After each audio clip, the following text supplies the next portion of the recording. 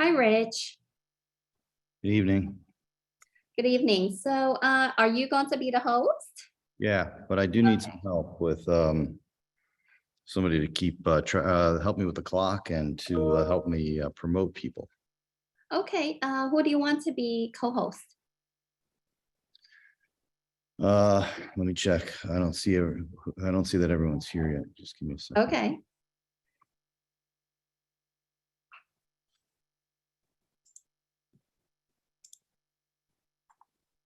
Okay, can you hear me still? Yes, I can hear you. Okay. Let me see who's here. Can you let's see, we have attendees here. Can you promote Anthony Perez, please? Brad Hoylman.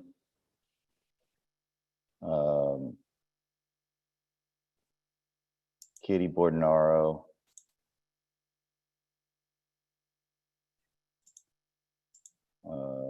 Just rushing through here. I don't see, Therese Flores, please, from the Parks.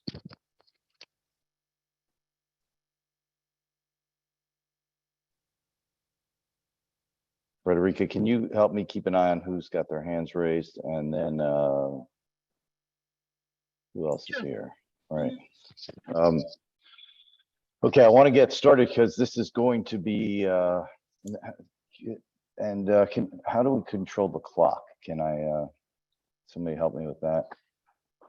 Carter, do you know how to set up the clock? I am not at a computer, so I'm All right. not able to help with that. I just don't know how to do the clock. Let's see, apps. I'm sorry. I have not done the clock before. Okay. All right, well, we'll try to figure that out, but we have to get started because we have a short amount of time today. And I see we have about 100 people here. Right. So who would you like to co-host with you? I don't, Frederica, can you do it? Co-host in order to elevate people. Yes, please. Yeah. Right. Frederica? Yes, but please. I can't do it past 7. So who will help Rich at 7? We'll find somebody. Let's get started because we only have a short amount of time. Good evening, everyone, and welcome to the Parks and Waterfront Committee meeting for October 2022. My name is Rich Cacapolo. I'm the chair of the Parks and Waterfront Committee for Community Board 2. We have one topic tonight. That's discussion of active recreation uses at Seravalli Playground, including pickleball in unpermitted areas. Now I want to say a few words before to set the context and then turn it over to attendees to comment. Now, this meeting is not going to be like most of our meetings. Most of our Parks and Waterfront meetings, committee meetings, usually have multiple topics. And we have presentations by attending organizations, and then committee members ask questions, then public members who are in attendance can ask questions. Then we go into something called a business session and we debate the topic, and then if necessary we'll write a resolution and vote on the resolution. But tonight, at the request of elected officials, including council member Botcher, who's unable to attend just yet because he's running a panel discussion on homelessness, and the Parks Department and many other constituents, we have one topic, and that is the one I mentioned at the start. Another thing for tonight that's different. Usually Community Board 2 has no more than one committee meeting or a full board meeting on a given evening. But because of the challenges of scheduling this month due to the holidays, the Community Board 2 has multiple meetings this evening. So our committee has just 90 minutes, maybe 80 once I get through this setup. And I'd like to use most of it for public comments. That means, depending on how many people want to comment, we'll start with 2 minutes per person. And then if we have a large number, we'll try to drop it down to 1. I ask you, if somebody's already made the points you wanted to make, please, limit your please don't repeat what's been said. And we don't have a speaker cards as we do in person, and we don't have a sign up, but so it's going to be a little bit trickier to get through this. We're going to try to do it through raised hands. Usually we ask people what they want to talk about, but we don't have that opportunity in Zoom. And before we get started, let me just introduce a few of the committee members as they're joining. The other thing is usually we start at 6:30, so this is a little strange at 6, so people will join a little later. But again, I'm Rich Cacapolo. Frederica, please introduce yourself. Fiscal. She's a member of the committee. Chris, can you get off mute? Hi, I'm Chris Dignas. I'm also on the committee. Okay, and Shirley? Shirley Secunda, a member of the committee. Okay, and I see Carter, you want to say something? Say hi. Hi, I'm here. Okay, yes, and Former board. yeah, Carter was the former board chair and he's a member still of community board 2. Stella, I see you're on. Hi, just here to sit in and listen. Okay, and Sharon, can you, I know you're on the phone, can you say hi? That may be difficult, and then because she's on the phone, to unmute. And Katie, I see you're on, can you introduce yourself? I Okay, can't. Thanks, Katie. Other, Can my phone get promoted? Call-in user 1 to panelists so that I don't okay, get feedback. okay. And then let me introduce a couple of guests. It's hard to go through all 100, but let me start with Senator Brad Hoylman. Do you want to just say hi or a few words? Yeah, thanks, Rich. Yeah, this is such an important issue. I have experienced it myself as a parent at Seravalli, and I know that the pressure that a lot of folks are under. This is nothing new, though. We have such limited open space in our neighborhoods. We have to make sure that the community has an opportunity to weigh in. We certainly need to preserve the open space that we have for kids and families, but we also need to look to other spaces like the Hudson River Park through a planning process to hopefully build the pickle courts that folks are demanding. But trying to coexist, I think, is going to require some navigation from your committee, the board. I see our new borough commissioner, Perez, is on, and we're going to need some help to devise a process, because that's what I think the community is going to be seeking, is how to weigh in, how to make sure that the limited amount of space we have is best used for this growing sport, but also respecting the fact that we have families and kids who have been using so many spaces like I have for many, many years. So thank you, Rich, for organizing this. Okay, and thanks for attending. And yeah, you mentioned our new commissioner for the Borough of Manhattan, the Parks Commissioner, Mr. Anthony Perez. Commissioner Perez, can I introduce you? I know you didn't want to do a big statement. I know you wanted to listen, but I think people would like to see you. So yeah, sure. Thanks, Rich. And like I said, I think I want to leave as much time as possible for the community to have time to speak up. I just want to emphasize that, we are taking this issue seriously. I spent, this is now my 3rd or 4th week on the job. I think the time is a blur, but I spent the time making sure to talk to different parent groups and pickleball players and our elected officials. And I've been talking lots with you, Rich, at the community board. But more than anything else, I just want to make sure that we have community input in this discussion, that as the senator said, that folks have the opportunity to weigh in. And that as we do this, we also plan, because like we all do in government and anywhere else, we can walk and chew gum. I think we can figure out how to make sure that Seravalli is a space that it has been for many years and generations. And I think we can also continue to expand spaces where folks can play pickleball across the borough. So I look forward to listening to all sides from all perspectives today and following up with the leadership of the community board and the residents and our elected officials on next steps. Thank you. Well, thank you very much, and great to have you here. Just a little bit more background, then we'll turn it over. We as a committee, I want to make it very clear from the beginning, our job as a community board is to help advise and to gather our elected officials and the appointed city, commissioner, people like Commissioner Perez. I want to be very clear that we don't have, as a committee, an opinion on this. We haven't stated an opinion yet on this particular issue of pickleball in the park. So our goal today is to set up this forum and allow people to express their opinions and give their insights. I don't think any of us, we probably all read the coverage in the press and talked to people. I know many of the committee members have gone out to Seravalli and to some of the other parks and have seen what's going on, but we don't have an official opinion yet as a committee. And so we're here to listen, and we want to use these next, whatever it is, 80 minutes to do that. I'll ask a couple things. Just please, if you haven't been here or done this before, and this is different. If we're in person, I'd say no interruptions and, no personal attacks will be tolerated. Please be respectful of all speakers, and I can do that in Zoom as well. And so I ask you, please adhere to the time limits. When we tell you it's time to cut off, please do so. And please, be respectful. Please don't make personal attacks. And generally, that's the case. I think it's very rare that we have an issue. So that's it. I think it's going to be very difficult to see. If you are interested in speaking, please press the button to raise your hand. Otherwise, we'll try to go down the list. If you can help here, Frederica. Rach, I see 3 people with, now I see 7 people. Yep. So we'll start at the top. Robert Beckwith, you have 2 minutes. Unmute yourself. Hi, can you hear me? Yes, great. Okay. Hi, my name is Bob Beckwith. I am a resident of West Village. I'm a pickleball player and I'm a parent. And I'd like to make 3 quick points.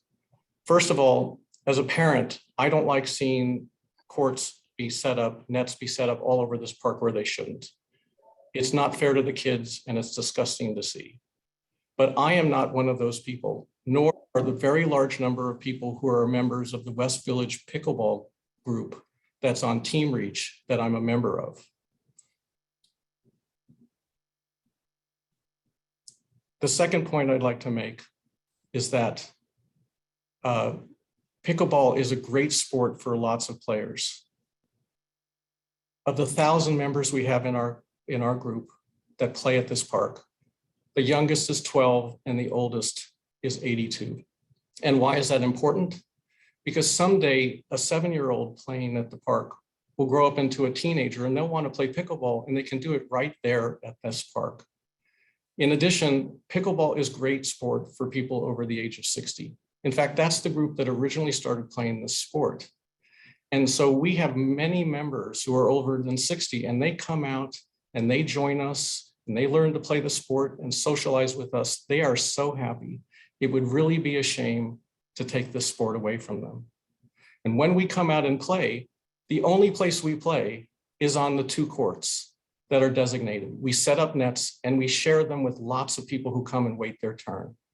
Occasionally we set up a 3rd or 4th net next to it, but we only do that specifically when the kids have gone home for dinner and there's no one else in the park. That is our structure and our philosophy. The last point I'd like to make is that I know that there are a lot of parents who don't want to have courts here, and I understand that. But I'd encourage you to consider studying what happens when you designate specific rules on where pickleball can and cannot be played in this park. Ask the park police to come out and issue citations and fines to anyone breaking those rules. And I think what you're going to find is that the bad actors that come and set their courts up everywhere will disappear. And what you'll see are people like me and others happily playing pickleball on the court you've given us, and kids playing everywhere else. And that's the kind of environment that I think the entire West Village deserves. Thanks. Thanks, Robert. That is the end of the 2 minutes, sorry. Thanks, Frederica. Any questions? We're going to try any questions before we, from committee members before we move on. There were a few things that were pointed out there about the 2 courts. I think it'll get covered in other ones, but let's keep moving. I want to make sure we give everybody a chance to speak. Samir? Hi, my name's Samir. I'm a pickleball player, and I was a West Village resident, and I walk by that park all the time because I work nearby. There's a few additional things I just wanted to point out about pickleball as a player. I play approximately once a week. I also want to agree with the other statements being made. I think setting up unauthorized courts is unreasonable, and we should use the courts that are drawn. Anyways, the points I wanted to make are recently, over the past couple decades in New York, the park department has actually been adding AstroTurf on a lot of the open space, a lot of the open asphalt space. So it's the amount of space where pickleball can even happen has been reducing over the years. So it's kind of getting squished into a smaller and smaller area, which is, I think, why you see the remaining spaces that are asphalt becoming more and more crowded.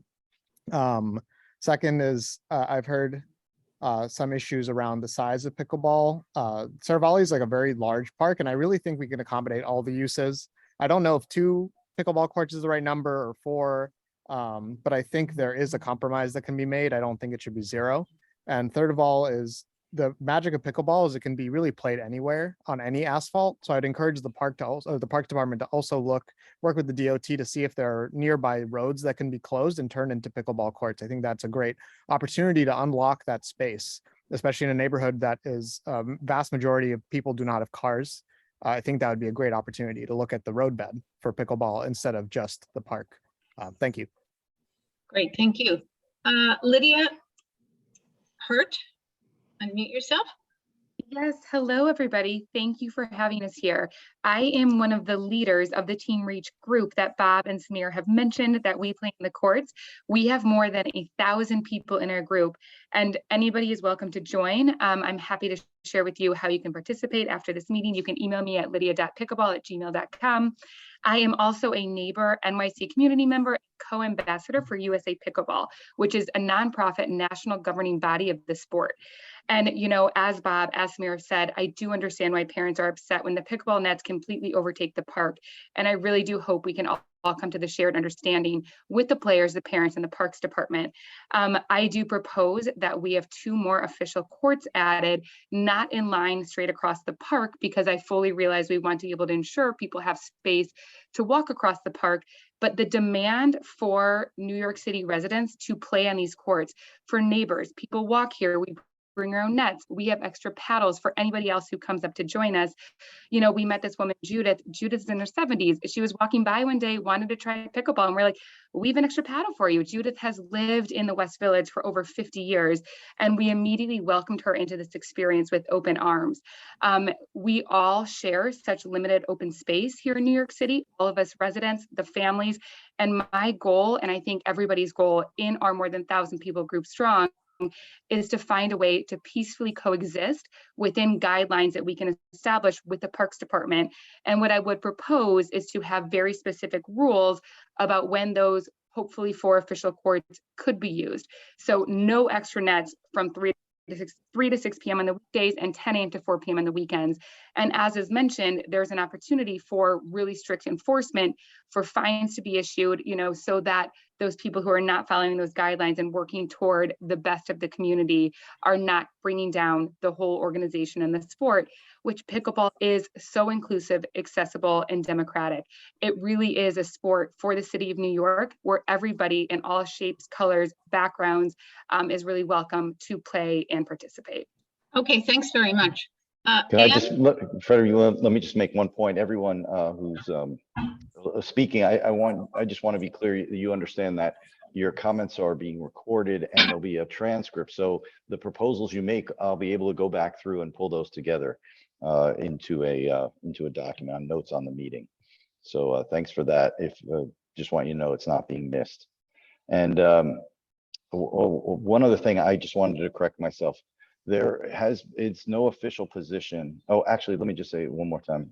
This is not a permitted park, as we said. Many of the parks in our district are permitted to organizations that apply for permits. This is not one that is, this is an unpermitted space. And it's been that way for as long as anyone can remember. The only resolution we could find on this was about 25 years ago. A private school made a proposal to put down some AstroTurf, and in the course of the debate, and the idea was rejected by the community, there was a message conveyed that they liked the fact that it was unpermitted, but that was quite a long time ago. So we haven't really debated this topic in a long time. That's just a comment I wanted to make. Let me turn it back to you, Frederica. Thanks for your help. Ann Kiner. Yes, hi. Thank you so much for having us here. I'm going to speak on behalf of the neighborhood parents. I'm a mother of 2 children in the West Village. I've been living in this neighborhood for quite a bit. Seravalli Playground is my kids' backyard. As you well know, none of the families in this neighborhood have a backyard a driveway, a quiet street in front of their house where they may be putting cones for the kids to play. So when you have a child in the West Village, there's really very, very few, actually only one space where you can take your children. I understand there are quite a few places to play pickleball within a mile radius of where we live. There's the park that's been taken over on Houston and 6th Avenue. There's some courts on the West Side Highway. There's a variety of places where people may very well go and play, but there's only one space in the West Village that's unpermitted and open for children to play, and that's Seravalli Playground. This explains why we are so vocal about our need to preserve this space. I would also like to point out that several kids in the neighborhood, actually the wide majority of them, play sports, soccer, baseball, any kind of sport really. And for those sports, we understand that we need a permit. We need to go to a permitted space at a permitted time. Sometimes it's inconvenient and sometimes it's far from the house, but we trek across town late so that our kids may play a permitted sport in a permitted space. So when a bunch of residents come and try to take over the park for an organized sport without getting a permit and going at a time that's very convenient for them and very convenient in terms of location, we don't appreciate it because they're not following the rules that we've been trying to instill in our children, that we have to sign up for a permit when we want to play an organized sport.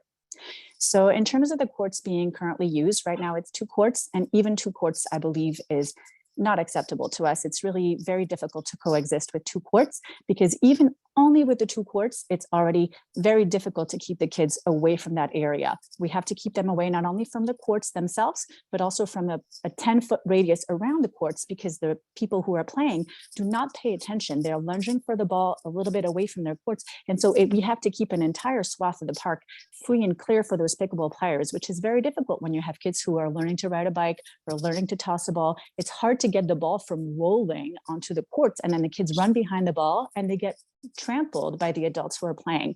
So 2 courts is too many. When they add even more courts, it impinges upon the playing space even more. And that's a routine thing. The pickleball players who have been speaking today say that they like to follow the rules, but from what I see in the park, they're jumping the fence before the park is open. They're adding courts on a regular basis. And they're also insulting our parents. So it's just been very difficult. Thank you. Before we go to the next one, can a parks representative, I think it's important, Commissioner Perez, and maybe you may not be aware, Ms. Rubin, you may, somebody may be able to help out. Explain how the 2 courts that are out, or the 2 court outlines are there. Sure. So earlier this year, there were several folks who reached out to our office to find more space where pickleball could be played. As has been already mentioned, pickleball is relatively easy to adapt to many spaces. You need the lines, the net is transportable, and you can put it in a bag over your shoulder.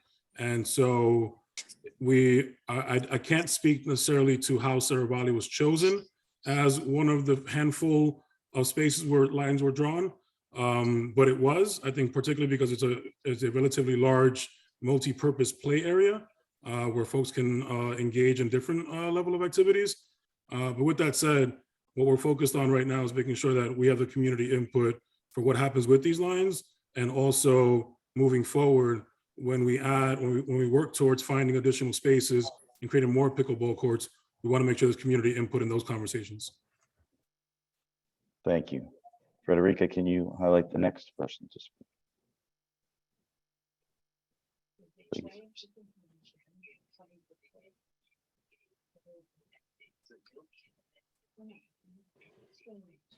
Frederica, I think you're on mute. Jennifer Gravel. Thank you. Hi, can you hear me? Yes. Hi, well, thank you for having me and hosting this forum. I'm very, very grateful. I'm a parent in the neighborhood. I have 2 daughters who go to public school. We're longtime users and lovers of the park. I think I spoke at a previous community board meeting. Both of my daughters learned to ride their bikes here. You know, what the background that I have heard on this is that the painted pickleball courts were a bit of an experiment and a bit of a departure from Parks' normal practice of allowing racket sports in what is an unpermitted open play space. And I think the concern that I share with many of the other parents in the community is that 2 spaces becomes 4, 2 courts quickly becomes 3 courts, which becomes 5 courts, and often 10, even as many as 12 courts. It's this constant cat and mouse game between parents and pickleball players to try and contain it to the 2 painted courts. And I think someone had suggested we just call PEP and bad actors will start behaving well. This has been going on for months. We've been calling PEP and it's to no avail. I think that the 2 courts is an invitation for pickleball in the entire park. And the challenge is when those nets go up, they cut off the entire park. Our children go into the park, they feel unwelcome and they walk away. It's the point now where the confrontations are so frequent that my children don't even want to go there anymore. And when those courts go up, it becomes an exclusive space. It becomes a pickleball court exclusively. And it has the Seravalli Playground was founded on this notion of open play space for the entire community, an unprogrammed space. I mean, it's really unfortunate to see. We feel like it's been a land grab, and that this is not a place where our children are welcome anymore. I think that if it was an experiment, it's gone on long enough and it's clearly failed. I think there should be no pickleball courts in the park because 2 courts there's no way to control it. And there needs to be clearly signed that it's not welcome unless there's some strategy to get it under control. I personally think pickleball is a great sport. I also know that there are plenty of locations in the area, including at Pasanante, which has been completely overtaken by pickleball players. Our children can't, unlike a pickleball player who can take transit, who can take an Uber, our children don't have a lot of options. They can only walk to the playground in their neighborhood. And I'm just sort of pleading with the community board just to support having this be the open play space that it wasn't intended for. Okay. Thank you. Before we turn it over to the next one, Frederica, Adam, you had your hand Yes, up. Adam. Unmute yourself, Adam. Did you have a question? Hi, no, I think I just wanted to put my hand up for a couple of moments of commentary, if that's okay. Okay. So just want to thank everyone and thank, everyone for joining this meeting and for you guys hearing what the community has to say and generally talk about the issue.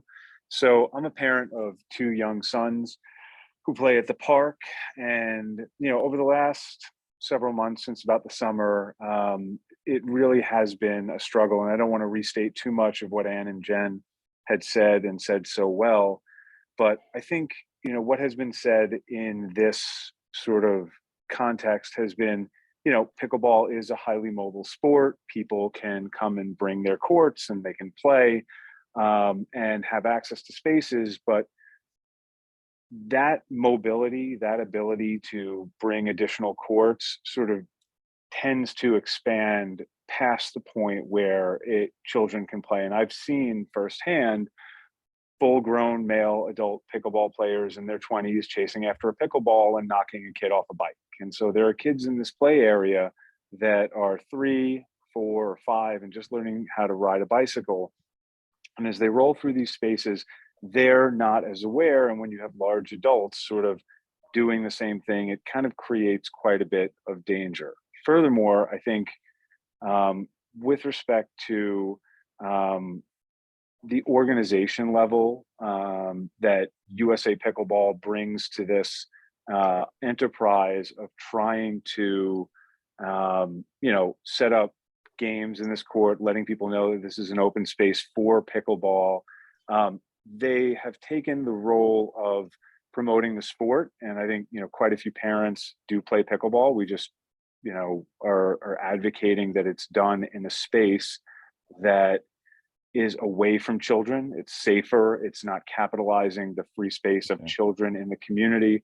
But they're not, the USA Pickleball folks are not controlling the people that get there. So when the 3rd and 4th and 5th and 6th and 11th court show up, they're not policing their own folks. So we've heard about 1,000 members in this group. We've heard about the leadership of certain folks that are promoting the sport, but they're not bringing an element of control to the growth of it in this particular space. So, Adam, your 2 minutes are up. Just apologies. letting you know. Thank you for hearing me out, and I appreciate everybody's thought and consideration of this topic. Thanks so much. Rich, I see that Chris would like to speak. Okay, Chris. Yeah, what would you like to say? Yeah, I just wanted to clarify because it occurred to me that it sounded like one of the possible solutions could have been nets between some of these areas, but based on what you're saying, it kind of sounds like that's not really a thing. There's no way that anything could separate the pickleball courts from kids, whether it's bikes or just playing nearby, right? Like there's no temporary solution we could work with. I don't know. I'm sorry, is that? Yeah, I was Chris, just don't know, asking you Chris. because I didn't want to go back to Anne. So yeah, Adam. Yeah, I mean, if you look at other racket sports that are played in the city, like tennis and things like that, they're done in enclosed spaces with fencing, right? And so I don't, these spaces that are wide open with children sort of intermingling and not really, fully aware of their surroundings, I think it's an inherently dangerous situation. And there are plenty of places to play pickleball in the city that are dedicated and away from a space traditionally used for children to sort of learn how to ride a bike or a scooter or something like that. And it doesn't create that dynamic. So that's ironically, the inclusivity has actually created more of a problem. I understand. Thank you. Thank you. Thank you. Ken Let's keep Blacklow? moving. Thanks, Frederica. Thanks, guys. Sure. Ken Blacklow. Yes, hi. Can you hear me? Mm-hmm. Great. So the issue I'm a parent in the neighborhood, been living in the neighborhood for over 25 years. Older boy, grew up playing in that park. My 13-year-old plays in that park regularly. So I've been around the park for a long time. I will say that I think we need to not have any pickleball courts in Horatio Playground. I actually am a pickleball player. I enjoy it, but for the reasons that Adam brought up, the safety is an issue. Quick example, the other day there were kids on skateboards. They weren't even near the pickleball court. The skateboard slipped out from under the kid fell down, but the board went onto the pickleball surface. And thank goodness no one stepped on it and hurt themselves. It was, I just could see the injury happen, and I'm so grateful that it didn't happen. It's not safe. I would ask, why is this different than tennis? Why should this be treated any differently than we treat tennis, than we treat other organized activities in playgrounds? It's not permitted playground, and all the other sports are permitted. And here, for some reason, we're not permitting this, and it should be, because it's the same kind of organized activity that all other organizations have to do. We have well over 3,000 supporters of the parents who want to see the pickleball removed from the playground. The 4 largest downtown sports organizations, Dusk, GVLL, Little Giants, all support removing them from the playground. This has been a safe space for multi-use, shared use, and unfortunately, what pickleball does, like tennis, is it creates exclusive single-use space, and that. Thank you. Yeah, thank you. Thanks. Next. Virginia Crawford. Hi, everyone. Thanks for doing this. I live directly across the street from the park. I live on the 4th floor and have a view of the entire playground. And it's a wonderful, wonderful playground. And I've often thought that like a play researcher would love the view from my window, because I can literally see and hear the patterns of play throughout the day, throughout every season. And I've definitely noticed how much it has changed since the pickleball courts have been set up. And I honestly, I'm a little torn because I really think that the pickleball it's fantastic. I love seeing adults being active. I love seeing them play, but my concerns are with the increased noise in the neighborhood and the loss of the open play space for the kids, which a lot of you have already talked about. And I don't have children myself, but my sense is that after we had 15 years of construction noise in the neighborhood because of the water tunnel project, and then the park was renovated, and now I'm telling you, there are 8 to 10 hours a day of pickleball, and it is very loud and it's very stressful to hear in the living spaces that surround the park. It echoes into our apartments. It's as if the pickleball is directly outside of our windows. And the other thing is that, like everyone else has said, there's only 2 formal courts that are set up, but there's actually up to 6 courts on the weekends that are set up using just temporary chalk lines. And my final thought is just that what used to be like a really super free play space for the kids to run and play catch and chase each other, it's now looks like a very constrained space for those kids to play.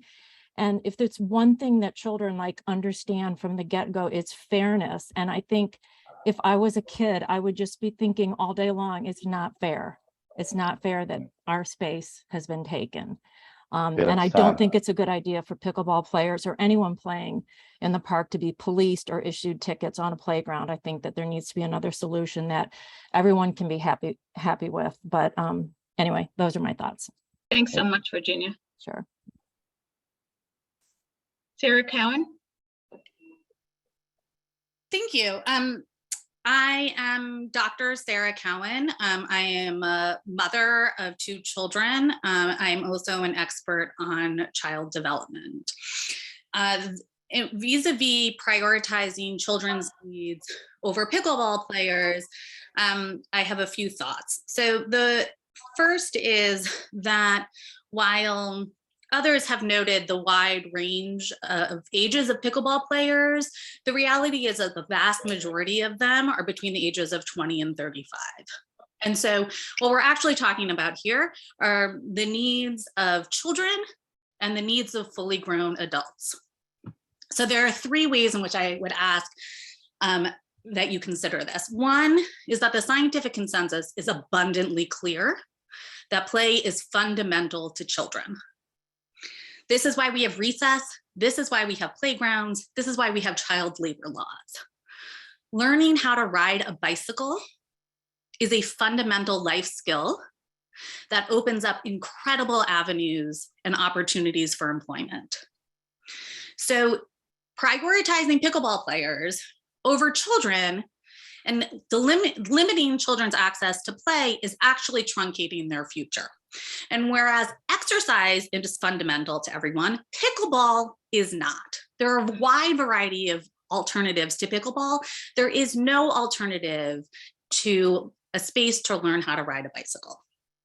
So the scientific consensus is clear that play is fundamental to children. 15 seconds, Sarah. Okay, the moral consensus is clear that you should focus on the people who are disempowered and marginalized, and the political consensus is clear in that the voter turnout of parents far exceeds that of the demographics of pickleball players. In the short term, I guess I'm out of time. Thank you. Alan Trupp. Thank you all so much for having this forum, allowing us to speak.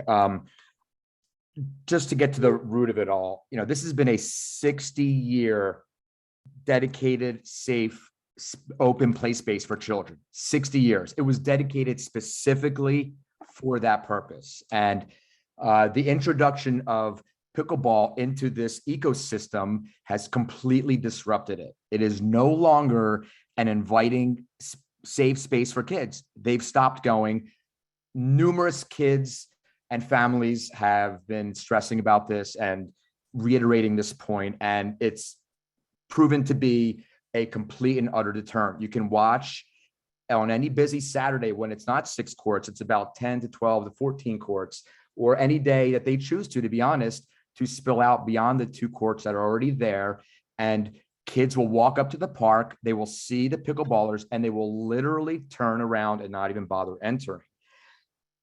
there should be 0 courts in this space. This is a very limited space that the kids have.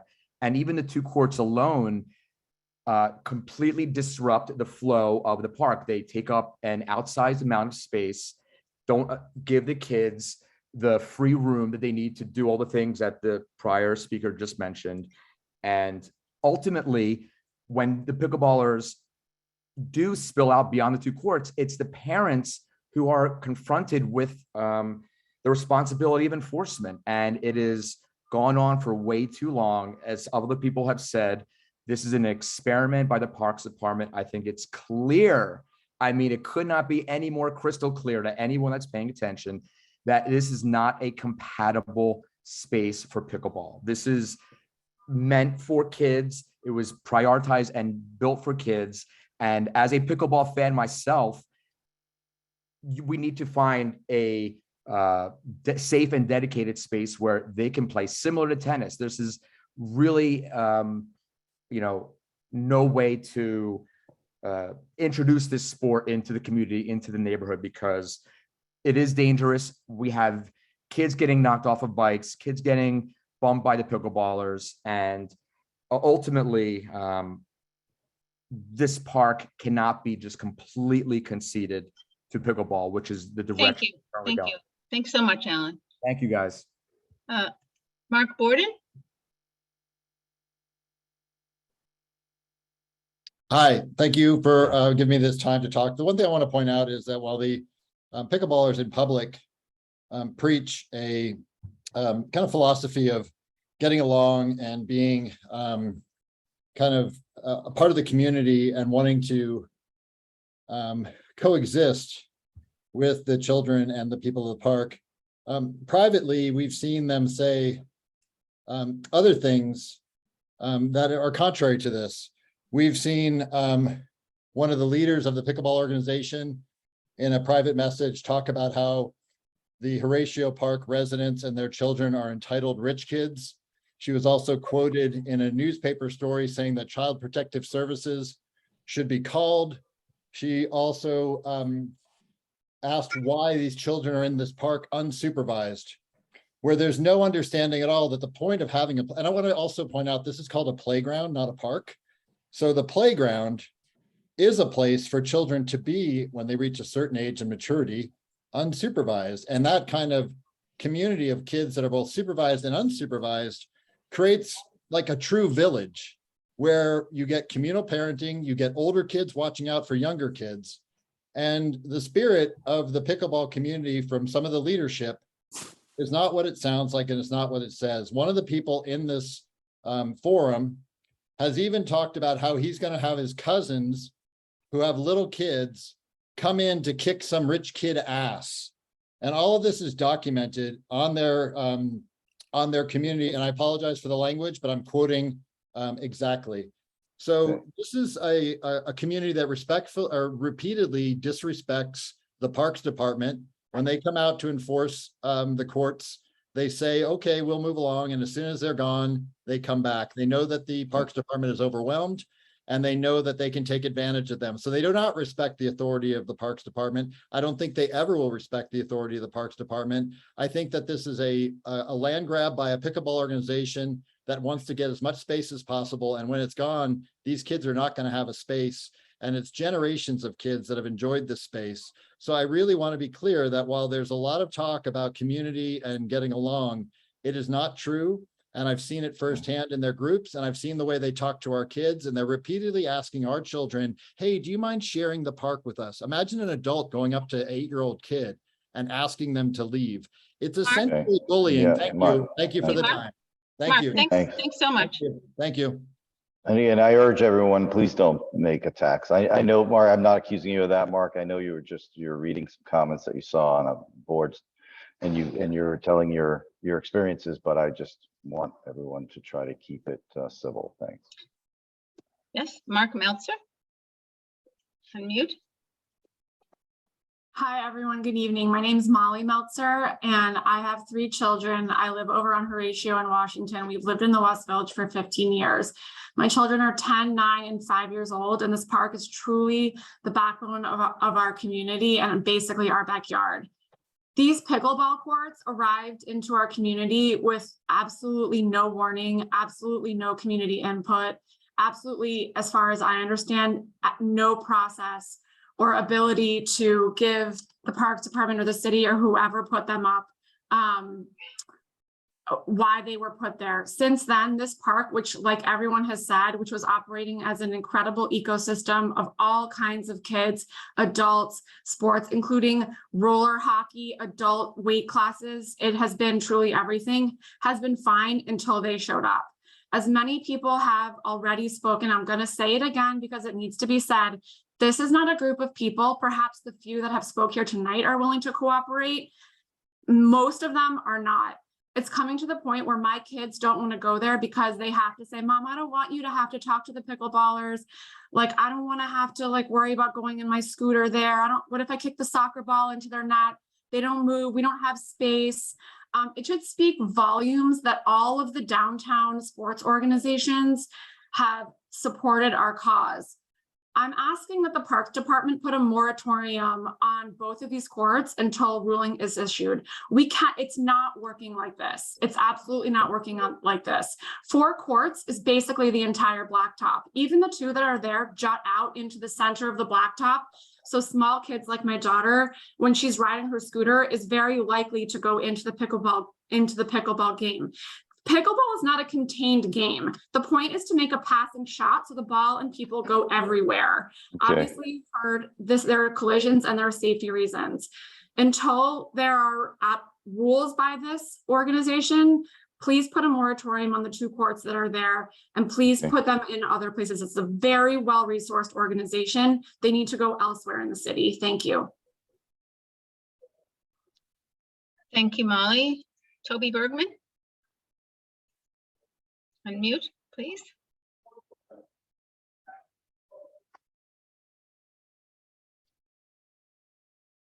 Hi. So I've got a bunch of experience with Greenwich Village parks. I grew up playing whatever sports we could play at all in Washington Square Park because all the other parks at that time were completely dominated by what we called the bar leagues. And that really stayed the case until the 80s when kids started getting onto fields because of Little League. The bar leagues kind of faded out. But the reality, the experience is that organized sports and open play don't work together. And for parents, one of the reasons they don't work together is because children want to use that kind of open play to be far away from testing, being farther away from their parents. And if you have to be concerned that your 5-year-old kid is going to run through a pickleball court, you have to stay much closer to them. That's lost as soon as you have people playing active sports. I think that I have a lot I'd love to say. I have part of my experience in Greenwich Village Parks is I was 25 years a member of the Parks Committee and for a long time the chair of the Parks Committee. And I can say that it's not true that the community board has had no position about organized sports in Seravalli Park. In both informally and formally, the community board has supported and defended the open space use in Seravalli Park. The final thing I'd like to say is that when there's conflict over use in parks, there's an opportunity there because it's saying people need more space for recreation. And that's a good thing. Put pressure on the city, work with the city to find such places. Pickleball is an ideal sport for open streets. There may be space on the top of Pier 40 for pickleball replacing some parked cars. I promise you, there are opportunities out there. Work together to find them, but let's keep the tradition of open play for children at Seravalli Park alive and well for many more years. Thank you, Toby. Thanks, Toby. Bill Duty? Unmute yourself. Yes. Hi, thank you. I've been living here for a long time, and I use the courts. So I play handball and I play racquetball. And I know that there's competition for space, and you know, sometimes you wait, and I bring a book till something opens up. We have the West 4th Street handball courts with 3 full-size handball courts, and they're virtually unused. There might be 1 handball game being played, maybe. I was coming home from racquetball yesterday, a beautiful Sunday afternoon. I was shocked at there must have been 12 pickleball courts that have taken over the playground between on the corner of Hudson and 6th Avenue. It was new to me. I hadn't noticed it, but I walked further home and I passed the West 4th Street courts and no one was playing at all.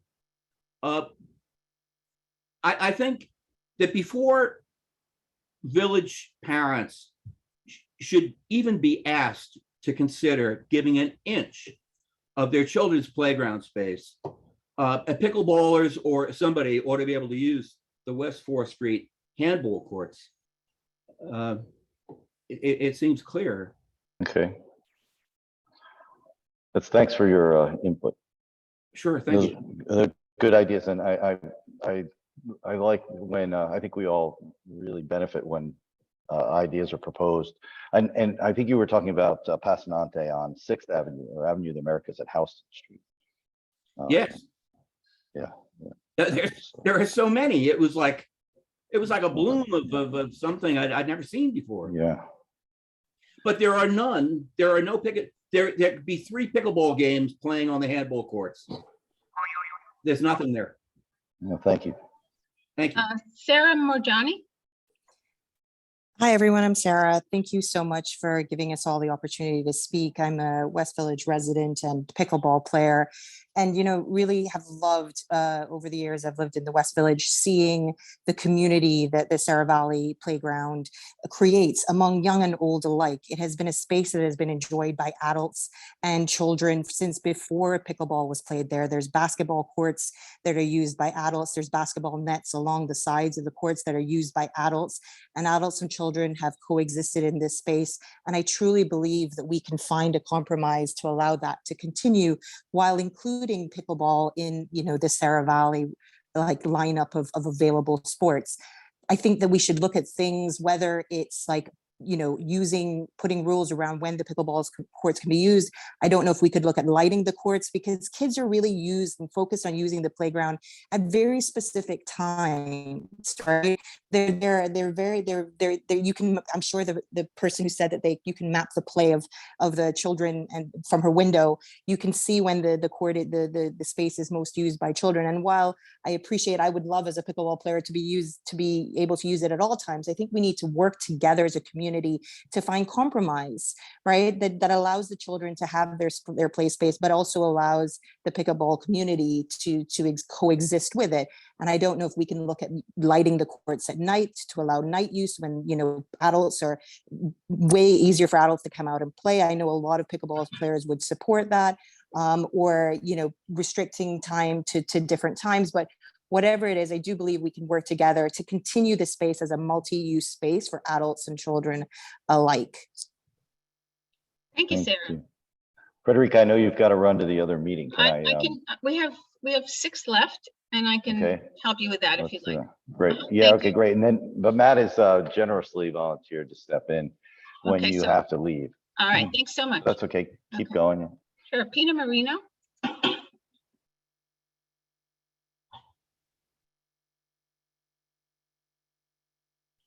Peter Marino. All right, let's move on to Andy Katzman. You know, Yes. Hi there. Okay, there we go. Hi, my name's Andy Katzman. I'm a father of 2 living in the West Village. And I would like to say I really do think pickleball is a great sport. And I would love it if there was space for it and lots of courts and no one ever had to wait. But unfortunately, as someone said in the comments, we live in a city with constrained resources, so we do need to prioritize. And I think the priority, when there are extremely few large spaces for kids to play, doing whatever they want, scootering, basketball, playing catch, playing tag, whatever it is, they should have access to that full space. And I think if you just take a moment to imagine, about 2 pickleball courts can fit in 1 tennis court. Could you imagine what the outcry, would anyone think that somebody should be able to wheel out a tennis court, a tennis net, and play tennis in the middle of the playground? I think everyone would agree that that would not be okay. So since there are 2 pickleball courts, and that's about the same size, I think the analogy should hold, and that pickleball should not be okay in this space. And there are lots of ideas going around for other spaces in the area for pickleball, and I think those should be explored. But in the meantime, I think pickleball should be disallowed from this area, and we should let the kids go back to being kids. Thank you. Thank you so much. Thanks, Sandy. I thought you were going to propose putting pickleball in the tennis courts. I thought that. Sure, that's fine too. Okay. Okay, John DeVito. John, Yourself, yeah, please. John. Hello? Yeah. Yep. Hey, thank you for letting me speak. I'm in the park way too much in my life. I have twins that are 8 and 9-year-olds now. And I've been there since they're born. I've been in the neighborhood for 15 years in the West Village. I am a man, I'm in my 50s. I go to this park and I have to see these courts up, and some of the moms are intimidated by the 30-something-year-olds. They are very physically fit people, and they don't live in the neighborhood. So even though there's 2 courts there, they add their courts. And if you speak to them nicely, which is not always my first attempt, but I explain to them they're not allowed to be there, they know they're not allowed to be there now. The Parks Department has sent people down enough that the majority of them know they're not allowed to set up 3 and 4 and 5 courts. And they're nice. Sometimes they'll speak to you nicely and they'll say, we understand. They'll still put their net up and play. They don't care.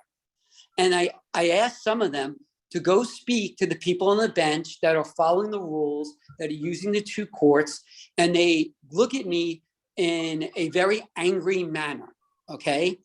And they'll leave, and then they went and set up the pickleball court in the closed-in basketball court, okay? Where there's 13 and 10-year-old kids playing.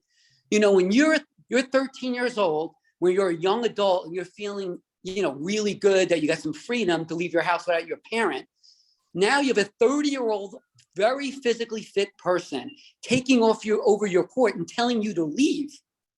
They told me to leave while I was playing with my kids on the court. Like, think about the mentality. They don't live in the neighborhood. They don't care that those 2 courts are there. That's what you have to understand. They don't want to play pickleball on 2 courts. They want the whole thing. They want to show up with all their friends, take Instagram photos of themselves playing pickleball, being athletic in their gear. They don't want 2 little courts there. They want the whole park, and they will not, until the park police come, they will leave that net up. They will not take it down. And the moment they leave the park's police, the next crew come 10 minutes later, and they don't care. I'm an adult. I have to deal with women in the park. Who wants to approach 30-year-old, very physically fit people? Thank you for listening. Thank you. John, can I ask you one question? This is Rich. Yeah. You mentioned people that were sitting on a bench waiting. Can you talk a little bit more about that? What that group is? There is a gentleman from the YMCA that comes. He's probably my age, in his 50s, my guess. And he is very nice. And he tries to tell people not to put up their nets. But the people that don't live in the neighborhood, the people in the neighborhood that want to use the pickleball courts are trying to keep it. But these other group, and maybe from the Pickleball Academy or whatever this pickleball Instagram group is, they come and they're groups of 8 and 10 people, and they want to play as a group with all their friends together. They don't want to just show up on a relaxing day at the pickleball. So the ones that are on the bench, I think, are neighborhood people. You could see the physically difference. They're just traditional people that look and live in the neighborhood. The But group that's part John, of the are you saying the people that are waiting for the next game? Is that what you're saying? the people that are waiting for the next game, most of them look like they may live in the neighborhood. The ones that put up the nets are coming from other neighborhoods. They're like much I just wanted, 25, 30-year-old people. I just wanted to understand what people on the bench were waiting for the next game. Some are waiting, yeah, they are waiting. And I say to them, like, do you think these people waiting to use the 2 courts, do you think they're crazy people? Do you think they just like to sit on benches all day long with their pickleball net? But they don't care. They look at me like I'm crazy until the park police come. And Teresa, I want to thank you for sending the people when you do. Yeah, Teresa, maybe, Teresa, can you introduce yourself? I didn't do that properly at the start. It's okay. Ralph is also here, so he can also Yeah, speak to I a lot promoted of Ralph too. He's been in the neighborhood a lot longer than me. So yeah, I'm the regional manager for parks. I take care of parks that are south 59th on the west side of Manhattan down to Battery. And so I've touched base with people at the park whenever I've been there. So they do have contact with me, and I do go and check on things and make sure that we can get a balance and play fairly, and it's kind of difficult. So. Well, thanks for your help. And Ralph, do you want to say, Ralph, you're on mute. Do you want to introduce yourself? Sure. Hey, Rich, good to see you. You too, Ralph. Ralph Mussolino. I'm a Deputy Chief of Operations for Manhattan Parks. I've worked in District 2 for over 10 years as the manager, and we are really taking this seriously. We've been meeting on it many times over the past 3 weeks. I think that our new commissioner has jumped into this with both feet, and we're really actively looking for solutions. So we're going to figure this out shortly. Thank you. Thank you both, and thanks for attending tonight and listening to the comments from all the sides. I think we have a few more people that want to speak. Yes, Seth S. Hi, thanks for the opportunity to speak. You might hear some kids in the background, so you will understand that I am a parent. And, you know, I like how everyone's being polite, and there's definitely 2 sides to every, story here. But the reality of parents is that we shouldn't have to get into almost violent, very aggressive, confrontational situations with our children. I try and go through life without having those types of experiences, and certainly not in front of my children. And I totally get the other side of the coin, what they're fighting for. But as a parent, my vision is to take my children to a park and have them be children. And during that experience, it is totally unacceptable for me to have some super entitled person confront me and tell me about their rights as an adult versus my child's rights, and my child and myself having to defend ourselves. And in certain cases, I've seen children having to stick up for themselves as young people. And this is unacceptable. This is not our vision for society. I like pickleball. I get their side of the story. I want them to exist. I want to coexist, but coexistence is not happening. Those 2 courts that are outlined are not being respected. The people on the bench are looked at as weak, poor people that, these other entitled people that come with their expensive equipment and manicured bodies, totally are like, screw those people. I'm just going to set up wherever I want. And they probably go through life, with that type of entitlement. And, we got to have the city step in, because these conversations are not appropriate for parents to have with other adults in front of their children, or to have just because, hey, I'm a parent, right? So now I have to be in these aggressive physical conversations. Hell no, that is totally unacceptable. Okay, thanks. Thank you so much. Max Balka. Yes, can you hear me? I'm trying to unmute myself. Yeah. You are unmuted. You can hear me. Okay, great. Thanks so much. I'll keep it really quick, but I just wanted to say basically that I think that a lot of the concern that people have described on this call really comes from the fact that there hasn't been a regulation or a city code or a guideline or even a sign indicating what's allowed and what's not. So when I've been approached by the city park police, I've been informed that pickleball is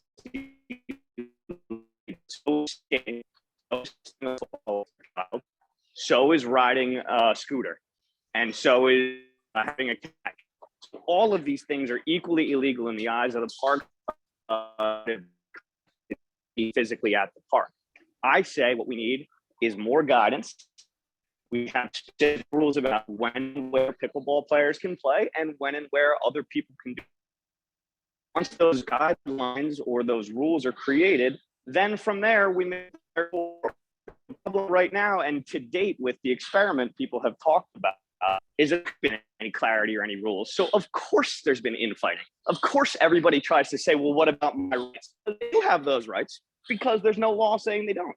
There's no code saying they don't. Villainizing children. So we're all on the same page. We need clarity. I'm sorry, what was that? No, you can't. Nobody. Just keep going. We're gonna run out of time. Just Okay. finish up. I don't know what was said, but the end all of what I'm trying to get at is that if we have rules in place, then we can enforce them both amongst ourselves and amongst others. Right now, we don't have rules, so it's an anarchy, and that's what people are saying. My time for the chair. Yeah, Max, you're breaking up. I'm sorry. Judith Silverstein? Okay, we need to promote Judith. All right, I'll do it. Can you go back to Peter? Peter, you tried Peter Marino before. And Rich, if you promote me, I can take over Frederick. I know just to go. Yeah. Okay. But I thought Peter spoke, no? No, you called him and he Okay, didn't unmute. Peter. Hi, can you hear me now? Yes. Yep. Hi, thanks. Thanks for coming back to me. I couldn't unmute myself last time. I'm a village resident, parent, small business owner, and I'm president of Greenwich Village Little League, which represents about 1,000 families stretching from Soho up to Hell's Kitchen. And along with the other downtown youth sports leagues, we stand firmly against any expanse or recharacterization of the open, unstructured play space at Seravalli or Passanante for activities like pickleball. It's not anything against pickleball, but as other speakers have mentioned, pickleball is a structured game, and it inherently hogs the space. It is, and there are New York City Parks rules that are, and the immediately previous speaker mentioned, well, there's kids who are doing things that are against the rules too, like skateboarding or biking or whatever. I would argue that if we're going to stretch the rules for somebody, it should be for our kids. But with a structured, permittable, or a structured game like pickleball that involves striking of a ball, and involves erection of a net that takes up space, this is inherently a permittable activity, and there is no permittable space here except for the enclosed basketball court, which you could permit and probably play pickleball in there. But if I, as president of Greenwich Village Little League, and I'm always looking for new space, for new field space, for new permittable field space for our activities for baseball and softball.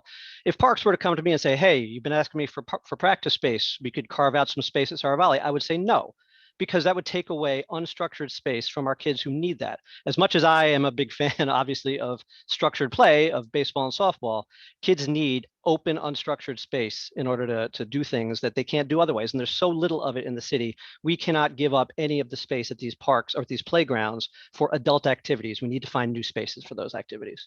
Thank you. Thank you. Thanks, Peter. Angel Ramirez.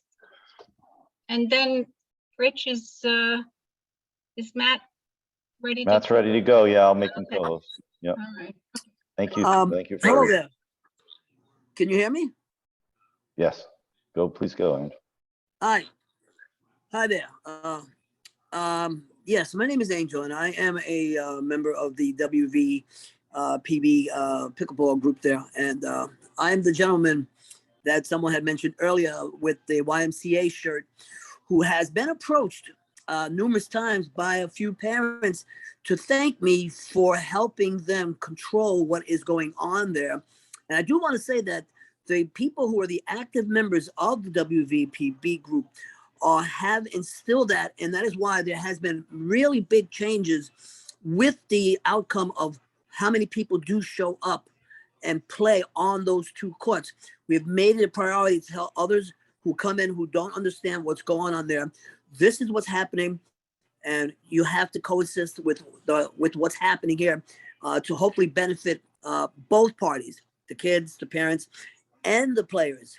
Now, I'm not going to say one parent said this, or one pickleball said that, but we have shown that we can coexist, because I'm a paddleball player, racquetball player as well, and I was at a park earlier this weekend, and one of the parkies had mentioned that handball courts are designated for basically that game, handball, paddleball, as such. Whereas parks like Seravalli, Passante are multi-purpose parks. And I think because of that, there is room there to coexist. But as people mentioned, maybe there's got to be some type of forum or some boundaries set.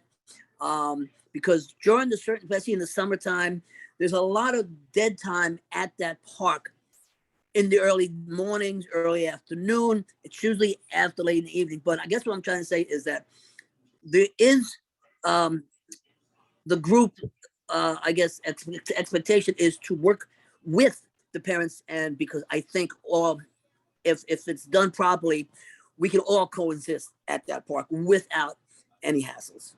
Thanks for letting me speak. Rich, I think I'm up now. Yeah, thanks for those comments. Not a problem. Ann Siner, and I apologize if I butcher any of these names. Well, let's just make sure before, Ann's spoken once already. Let's just see if there's, Jennifer has too. I wanted. I'm sorry, Ann, I cut you off, but Jennifer will have next. Jennifer spoke. We'll have I you think right Jennifer, Matt, I think Jennifer's spoken as well. Is there anyone else? No. Then I want to go to the business session, but I also want to see if Senator Hoyman, before we go to business session, if let me just see if he sent me a text. But I think that's anybody else that we had asked to speak. No, I think that and Jennifer, I'll give you one more minute. Oh, hi. Can you hear me? This is actually Tom Gravel. I'm Jennifer's husband. Sorry, I'm a bit hoarse tonight. But yeah, my wife, as she said, and our 2 daughters, we do live in the neighborhood. And you know, what is something we can do to improve our children's chances of good health and success? Well, the one thing that I know of is to play outside. When kids play outside, they get exercise. Unstructured play outside with other kids fosters creativity, problem-solving skills, lessons in how to share, allows them to take risks, along with the chance to make new friends, and ultimately appreciate nature. There are lots of reasons why the current generation of children spends much less time outdoors than previous generations, including the increase in time spent with electronic devices, an emphasis on scheduled activities, and the lack of safe outdoor places to play. In our community, Seravalli Playground on Hudson and Horatio has traditionally been a safe outdoor play space, a place to learn to ride a bike, play Foursquare, a game of tag, and just have some plain old-fashioned fun. Let's ensure that Seravalli Playground remains a safe and unobstructed place for children to play outside for current and future generations. Thanks so much for this forum. Thank you. Thanks. Before we go over, Ralph, if you're still there, can I ask a question? There are some discussions in the chat, Ralph. If you're still there, can you turn on about Passanante? Yes. Is that permitted or is it partially permitted? I'm never sure. I believe we have some partial permits in there. I believe we had some adult kickball in there at one point. I have to double check, but there is some sort of permitting going on. There's the basketball courts are permitted, like for leagues, things like that. And the roller, I know there's the roller hockey on weekends. I think that's permitted too. But yes. Yeah, I just was reading through the chat here. I think there were some questions about passing on them. But thank you, Ralph. Okay, Ann I think Ann is the last one, or wait, do we have one more after that? Okay, well, why don't we let Robert go? I see Robert go because I think Ann has spoken once before. Yes, I did want to make one point, which Angel was making, which is during the week between 8 in the morning and 2 in the afternoon, there's hardly anyone that's ever at this park. So perhaps another part of the experiment, as you're considering it, would be to leave the courts there, but only allow play during times when kids are in school. Then you would get proper use of the courts. The kids would not be impacted by these 20-somethings that come and play. We would still play with the same rules. We'd set up open play and allow as many people to play. But that way the park could be used for both groups during times when the other group is not using it. I don't think parents, as a parent, I wouldn't be upset if this court was being used, this place was being used when my kids are in school. So there'd have to be some specific ideas set up that there are going to be days when their kids are home for vacation. So pickleball can't be played on those days. But probably 200 days a year from 8 to 2 o'clock in the afternoon when the park is not used by anyone. I'd appreciate if you consider that also in your deliberations. Thanks for your time. Thank you, Robert.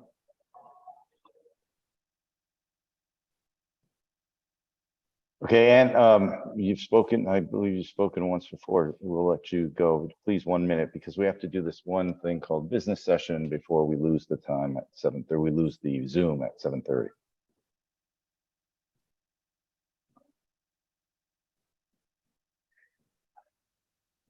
Can you hear me? Can you Yeah. hear me? Thank you for allowing me to speak one more time. I actually wanted to segue into the same topic that was just raised right now, namely the hours of operation of the park. I would like to point out that the kids do use this park in the evening as well. If you have a parent that's coming home from work at 6:30 and you want to have a quick catch, if you want to have a walk through the park with your mom and discuss something that's been bothering you at school, it may happen during dinner, after dinner. The park is a wonderful place to go when it's quiet and it's empty. You can use that well for a quiet space to reflect. If there's a pickleball game happening there, it's defeats the purpose of the park. Also during school hours, it's very difficult to assess when school is in session or off session. There are many public and private schools in the neighborhood that are not open at the same times. I would also like to point out that toddlers and kids who go to preschool may not go to school in the morning or may not go to school in the early afternoon. So that space is important for them to be able to play as well, because that's when they're less used and therefore less dangerous to learn how to ride a tricycle or learn how to catch a ball for a kid who's very little. So I do not believe, unfortunately, I don't think that the park being used by pickleballers during certain times of day is a good idea, not to mention that it would be very difficult to enforce if they want to start at 6 instead of 6:30, having to call the police again and all that. I don't think it's a good idea. I do think that Seravalli should be free and clear of pickleball at all times of the day. Thank you so much for allowing me to speak again.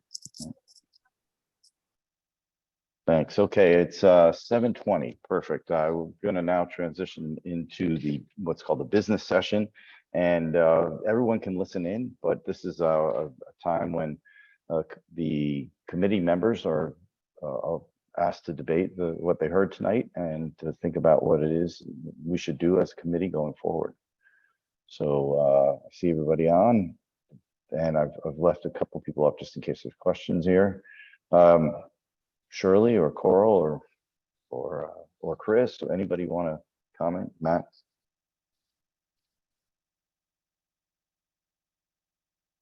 Shirley has her hand up. Oh, I'm sorry, Shirley. Yeah, please go.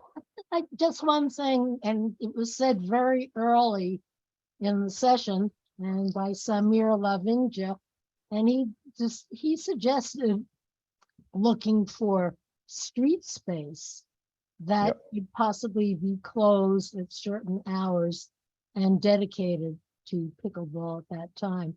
And I think that is something that needs to be factored in there, because then there's that special dedicated space just for pickleballers, and it doesn't interfere with what goes on at Seravalli, which is, from my point of view and from what I've heard last night, really needs to be dedicated to a more free form for children's activities and their security. So it's my input. Well, that's a good point, Shirley. I think, guys, correct me if I'm wrong, everyone else, but the concept of finding alternative locations, that seems to be a theme that most everyone agreed, seems to be agreeable to. So that we at least have consensus on that. I see you shaking head. Matt, you shaking your head? So, I'm sorry, Rich, say it again. The idea of, I'm just thinking of a resolution coming out of this, or a summary of what we heard today. Seems to be consensus from that. A goal would be to find alternative locations for pickleball, perhaps under use space, or as Shirley and Toby had mentioned in his comments, the idea of perhaps open streets that could be used in this way. We knowing the challenges of doing things like that, but at least getting those ideas on the table, whether it be, I think Senator Hoyleman said it at the beginning, whether it's at Pier 40 or, I'm sorry, at Hudson River Park or other places that were proposed, top of Pier 40, the handball courts, various places, including JJ Walker. Any, Coral, what did you have your hand up? Yeah, I wanted to agree with Shirley and also with what you're saying. This does really sound like it needs to be a citywide solution for active recreation and specifically for racket sports. I would add tennis and pickleball together and maybe suggest looking at Governor's Island because that would work together with especially young adults that can travel easily and would like to be in sort of an area that could really foster a community. And you could even have tournaments, et cetera, and that could then transition to the additional offerings at Governor's Island and be really cool. So I think, beyond our specific area, looking at it from a citywide solution, thinking about open spaces locally, maybe in the road beds, and then more as an organization, looking at a large site like Governor's Island could be really attractive for everyone and also relieve the pressure. Great. Thanks, Coral. And Chris, I see you put your hand up. I'm glad. I was going to call on you otherwise. Hi. Yeah, so I had a proposition in the meantime, because I think a lot of what it sounds like we're proposing is a transition period and something that would move this somewhere else. We could maybe half the courts down to the one court so that since there's 1,000 people on this chat, they could have a little bit of an outlet, because it is like we're talking about the concept of like permitted and sport in a non-permitted space, but the park also painted it. So if we can split the difference for now, because there is demand that's very high, but also people who don't want it there. So if we can split the difference, maybe put like a net around or something so that the one court can have some players, but not at all times. It's an idea. I don't know. Thanks, Chris. Yep. We're going to lose the slot here. Before we do, I wanted to turn it over to anyone else who wanted to weigh in. And Commissioner, I see you're back. I promised not to call on you, but I wanted to give you a chance to speak if you would like to do so. Yeah, thank you all, and Rich, thank you for the extra time to address the folks. I've been following along. I had to jump away to attend 2 other Zooms, but I promise you I've had both phones on me listening to the Zoom as I go along, and I've been reading the comments as well. I'm also going to ask you if you can kindly send me the transcript as well, and if the comments come as well, because like I mentioned, we're taking this very seriously. We want to review all the suggestions and ideas, and we want to make sure that we are being thoughtful about how we move forward. And we will take everything into consideration. We hope to find a resolution quickly and smoothly so that we can all move forward and continue using our beautiful park spaces. Well, thank you. And again, congratulations on the recent appointment and good luck in the role. And thank you, all of you from Parks, for attending. I saw Steve Simon would join for a while too, and that's great.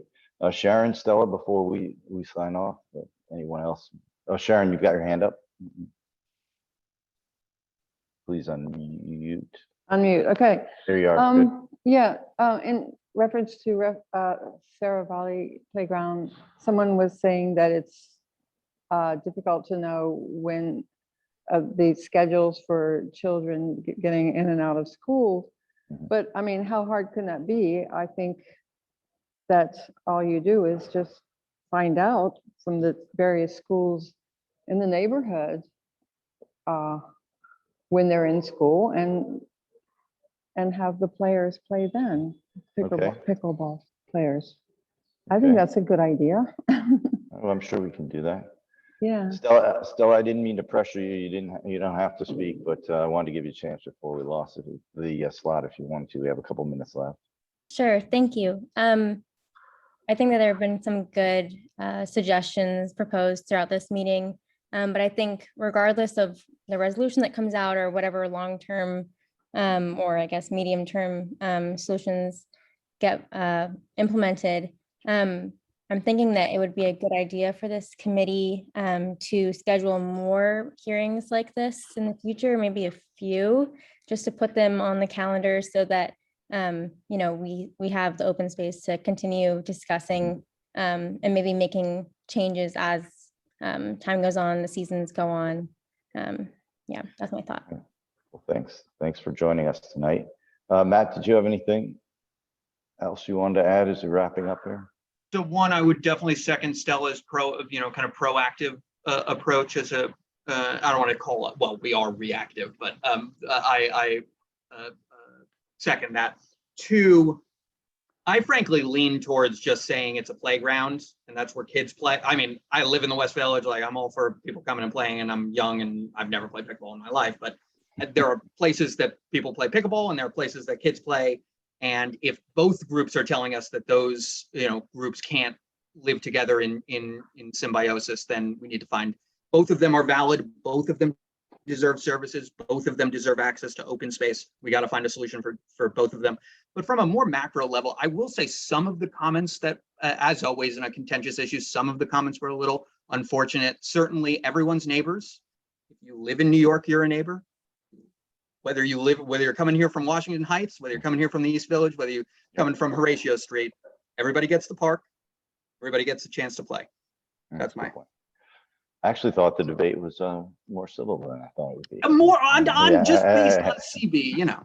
I'm just teasing. Well, all right, thanks. I think our goal, as I said at the beginning, is to help the elected officials and the appointed officials to hear what the community has to say, and I hope we did that tonight. We gave people a chance to express their opinions. We heard from both sides. I think actually more than two sides. People who live there, who play, people who live there with kids, people who live there and you know, are bothered by noise, or there were a whole series of good points raised. And so I appreciate everyone joining, and I appreciate all those who contributed, and I appreciate those who listened just to get to hear the other side as well.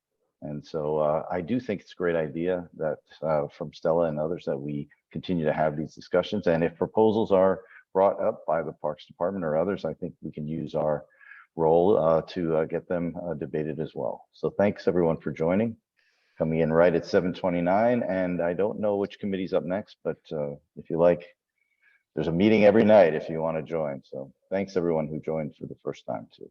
Perfectly orchestrated, Rich.